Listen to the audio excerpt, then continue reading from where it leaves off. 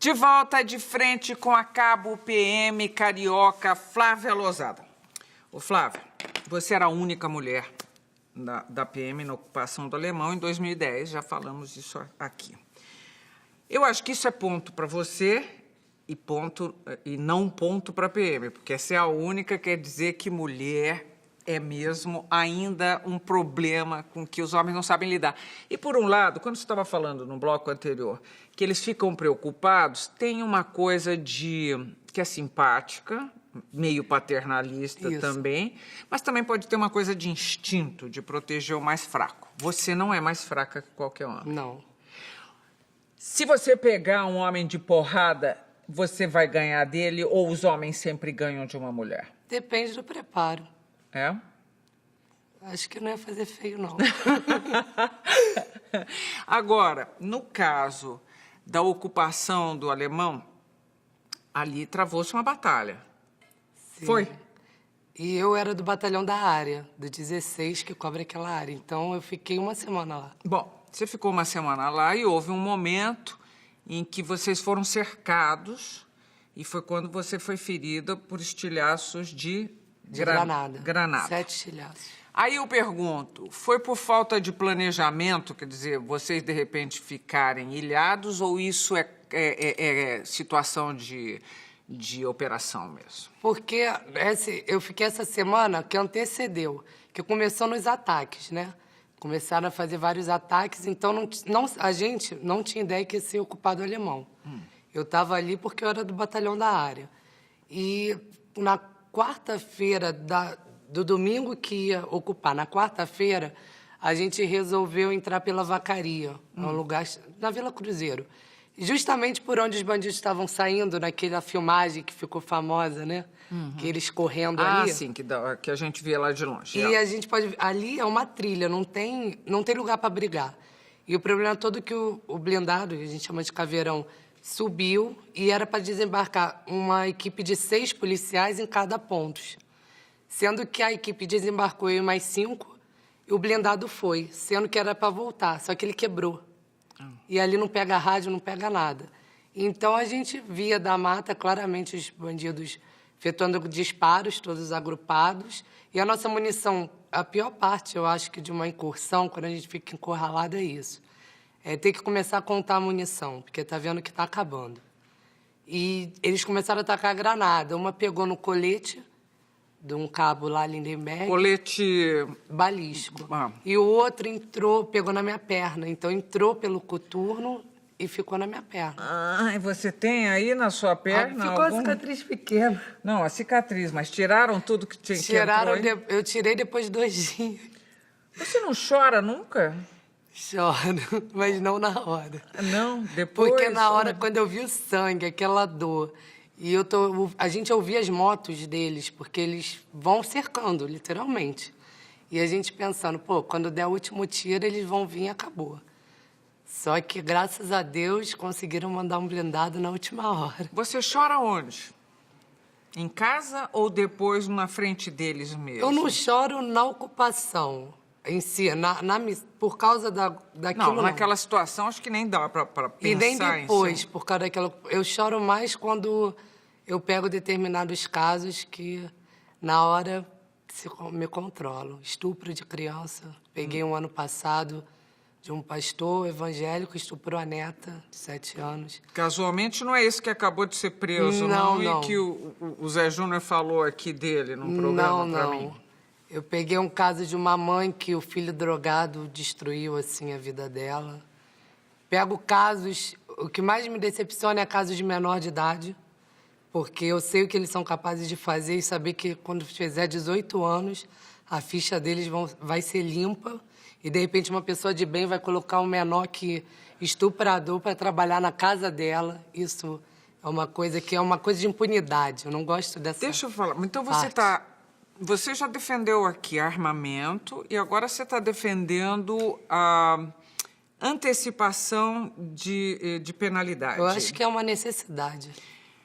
Mas eu estava lendo uma outra coisa interessante de uma especialista em criança e adolescentes dizendo que, na verdade, há pequenos vamos dizer, crimes que não deveriam os menores não deveriam ter uma penalização, como devem sim os menores e jovens sociopatas, que são facilmente detectáveis desde que as pessoas se empenhem em descobrir. Esse é um sociopata. Esse aqui não é. Esse é um caso recuperável. Você não pensa nisso? Eu penso o seguinte, essa lei da menor idade, que o menor não pode...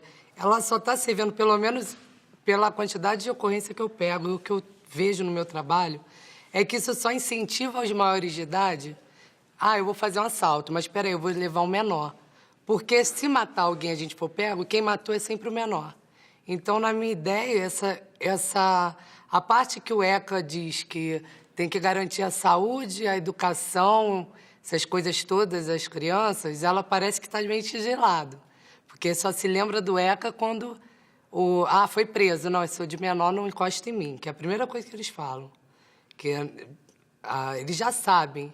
Eu acho que isso só incentiva ao maior de idade recrutar os menores para o crime.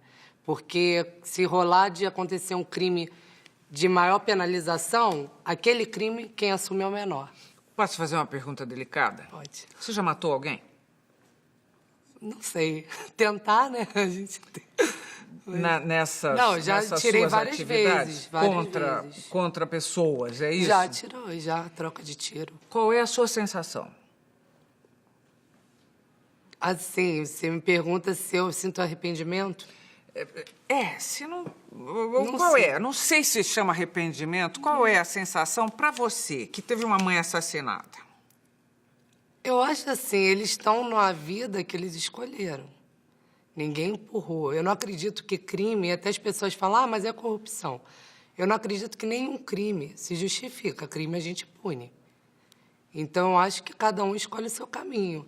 E tem uma frase que eu costumo falar, se a arma que mata é que protege a vida de cidadão de bem, qualquer coisa é perdoada. Agora, me fala o que fez parte do seu treinamento. O que é que você sabe fazer que eu, por exemplo, não sei fazer, como policial? Atirar com polícia fuzil. militar. Hã? Atirar com fuzil. Atiro. Normalmente tiro, técnicas de defesa pessoal, mas, assim, como eu gosto, assim, eu trabalho mais com a parte de incursão, normalmente, eu sempre trabalhei nessa parte de incursão à comunidade, essas técnicas de defesa pessoal não costumam, porque no meio do tiroteio a gente não tem esse contato direto. Então, mais tiro. Eu acho, assim, fundamental para a minha formação foi os tiros. Para ir para um BOPE, por exemplo, o que é que você precisa acrescentar a esse currículo? Então, as provas, elas são... Eu até, assim, no dia da prova, tava como a gente devia vestida. Aí tá lá, calça do MUG, que é a farda que a gente usa, e peito nu. Aí eu falei, eu vou ter que botar uma camiseta. Como Fui a peito? Porque é para homem. É para homem aquilo. Então, só tinha eu de mulher. Eu achei que ia ter um monte de mulher, porque é a primeira vez que deu pra gente se inscrever, mas só tinha eu de mulher de novo. E você chegou a pensar nisso? Por que será que as mulheres não vieram e só eu vim? Eu acho que a questão, assim, na PM tem várias partes, porque muitas vezes o mais importante não é estar na linha de tiro, porque tem que ter o administrativo para ter o trabalho de rua. Então, algumas mulheres se adaptam, não que só tenha eu na rua, tem mais mulheres na rua, mas são poucas, porque a maioria se adapta mais ao administrativo. Você nunca pensou em passar pelo administrativo? Não me adaptaria bem. Eu não sei, você está com decote nas costas? Não? Não, a tatuagem. Eu coloquei. Você colocou, eu vi uma foto na coluna do Joaquim Ferreira, é uma tatuagem que ocupa... As minhas costas todas. Ilustra as suas costas inteirinhas. E você é o brasão Eu fiz um anjo, ele fez... Na realidade, eu queria o brasão e uma frase. Brasão da Polícia Militar. Da polícia e uma frase, um salmo bíblico. Aí eu levei isso pro tatuador. Aí ele perguntou a minha religião, aí a gente foi conversando, aí ele veio com o resto, fez o fundo. E o que eu mais queria era o brasão.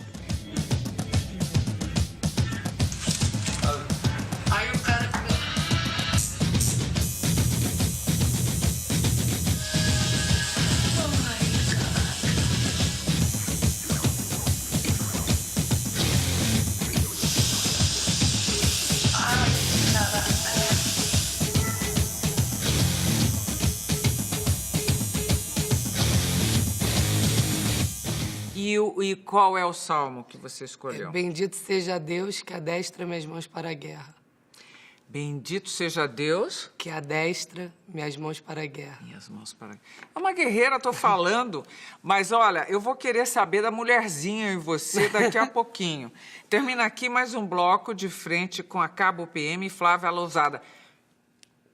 Depois dessa tatuagem, você já teve um namorado? Porque você andou dizendo que está sem namorado, cuidando de animais. Já teve um namorado? Tá complicado. E acho que com essa tatuagem deve dar... Opa, vai...